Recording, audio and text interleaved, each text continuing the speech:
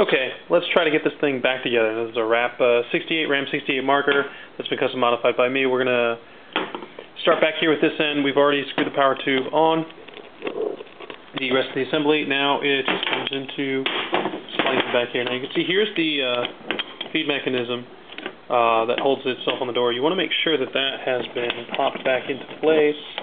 It just slides right up there. So now it'll actually close once everything gets into.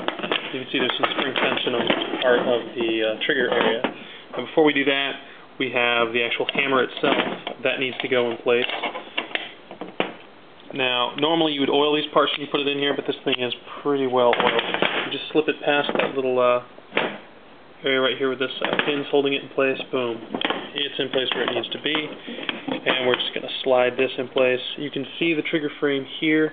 We're going to need to move that down and just line these things up. Okay, we've just popped that in place. We've got the screw that goes here. And tightening it down. And it's metric number 3. There, good enough. We've got these smaller screws. Now you have this screw and these screws. These smaller ones are the ones that are going to go on each side here. There. Just normal Phillips head. Set this down.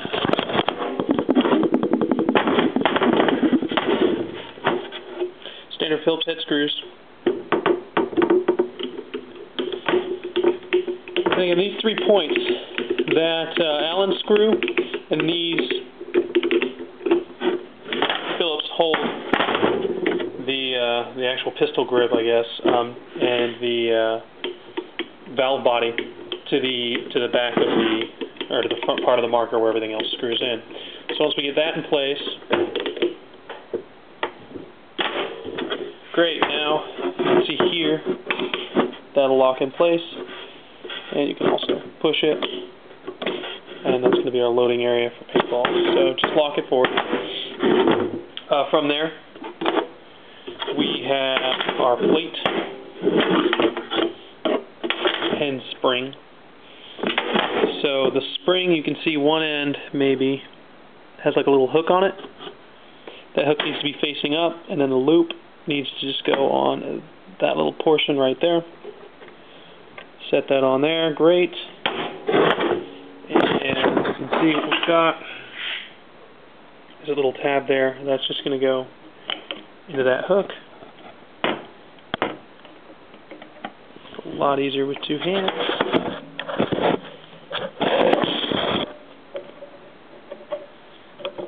Anyway, sometimes it's easier just to attach it to the plate, then pop that thing on, and then physically move it until it sits there. Now it should sit there. It's not in the greatest of a position. It'll pop off very easily, but good enough for what we need. Next, we've actually got the physical body of the marker. And again, we're going to take that, holding this down, and then just everything will just snugly fit in place, and we've got the body on.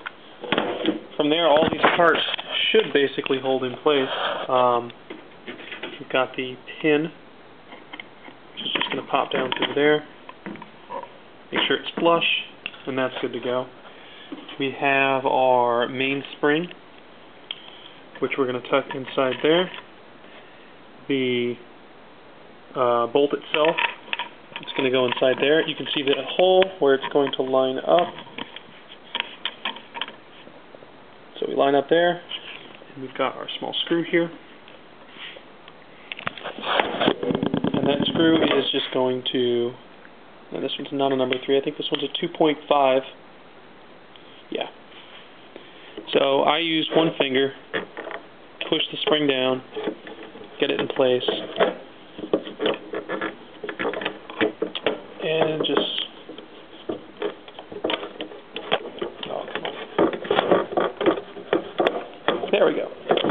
Sometimes it's easier to get in than other times. Just snug it down. Great. Now our bolt's in place. The extra parts that I've added to it can easily just be screwed in through the 12 holes on the Phillips head, and then the 3 there. I'm not actually going to show that for brevity of this video. Coming now, we have to the actual bolt arm and the really annoying part. You've got this small spring, which sits in here and then sits inside the frame in a small groove area.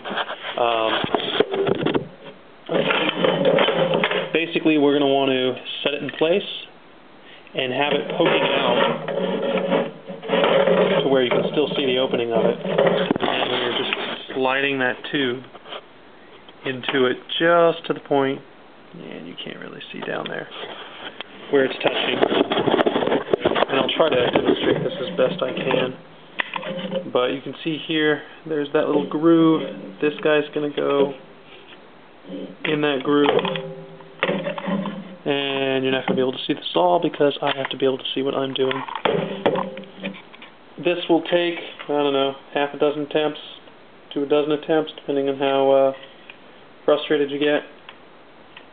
And all this is being done off camera because it's so much easier to do off camera. Now the plate it's been set in place. We can just slide our tube up and screw it in place.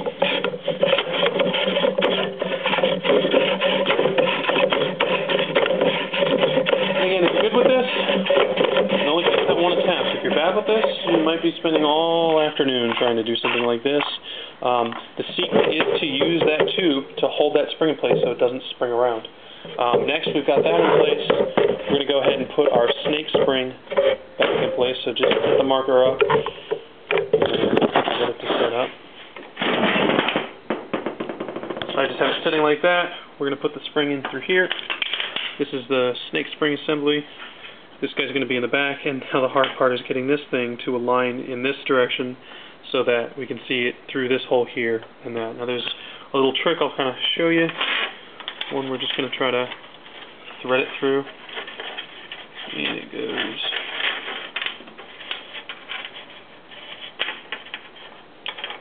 Okay, and then just kind of push it up. Now you're just going to have to tilt the marker and let it slide a ways. Now the easiest way is just to pull this guy back, and then you can actually see it as it slides back. Now you can see me kind of messing with it here. Come on. There. Now we can see the hole. All I have to do is align it. So I'll just use a little Allen key here, align it, move it to about there, and as long as the bolt arm comes forward enough to where you can see it, and you can see this is actually not perfectly lined up. So if you screw this all the way in, it's not going to work, that tube. You're going to have to unscrew it just a little bit, and you'll see, just messing around with it. We've got our screw, and you're just going to have to try to hand tighten it. Oh, I was lucky. Got it in there. It doesn't look like a 2.5, it's probably a 3. And just tighten it down, nice and snug. Now to see if it works. Again, you should never do this unless you're ready for it. Coming up here, there it comes out this side. Into the bolt. That's great. So we know our spring is in place. So we've got the majority of it together. Now comes a lot easier parts. And if you do it in this order, you're not going to forget anything. So next, we've got our front sight post. Just slide that on, and you'll see how that part's sitting through it.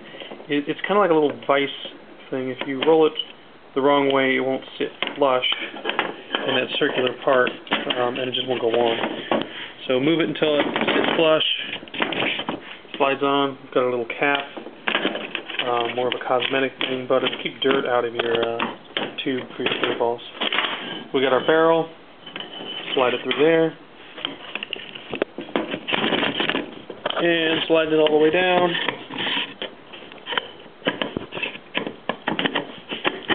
And then just screw it in place.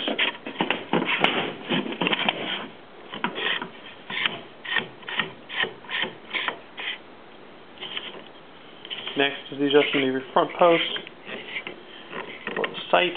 So you can leave it there, or how it normally is. I put it right just to the orange part, and then just tighten this down, and that'll hold it in place. all you need to do is just hand tighten it, and it'll hold just fine. That's a very good grip on there. The gun's mainly together. The only thing you have now is the valve body in the back. You know, adjust the screw to where you need to chrono it. I'm not adjusting it right now. We'll see where it is when we actually go to test fire it for the next video. Here's that screw that holds in the back. It's just a tensioning spring. I'm just going to push it back in there past the little air indicator. Next is our actual brass fitting for attaching the bottle. These two parts don't actually need to be in place if you're not screwing a bottle directly on there. You just need a set of needle nose pliers, put them in place,